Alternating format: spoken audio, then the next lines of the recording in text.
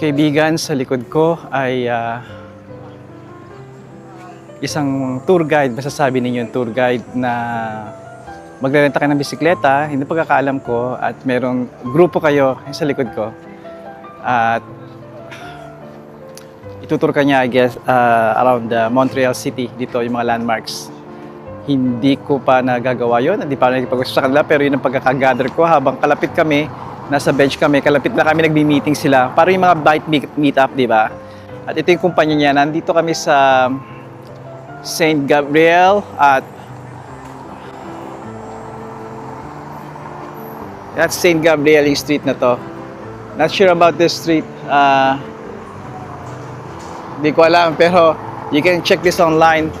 Fitz Montreal, yung bike touring guide niya. I don't know exactly kung anong business yung name na yan. Kita niya may rampa. May rampa siya dito. Right there. Kung makikita niyo yung rampa, yung naka-flat hat, he just passed by. Ayan. Ito na sila, yung tour guide. Nauna ang tour guide, sinabi nila pag magpapas daw sila, magpapas sila as one. So one whole bike.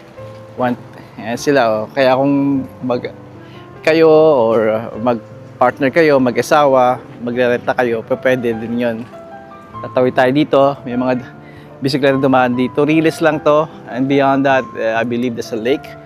I know I'm doing a little bit tour kung ano yung kaya ko, pero man, nagpapahinga lang pamilya at marami kami napuntahan. Ibang experience kung maglalakad lang kayo or mag-Uber or magdadrive. Ikukonsidera nyo yun dahil parking is an issue. Cost nga nun at minsan mas magaling kung mag-Uber lang kayo. Walk, paglalakad naman, hindi may iwasan pero masaya. Kaibigan, hanggang sa muli, padayon. Consider that bike tour, right?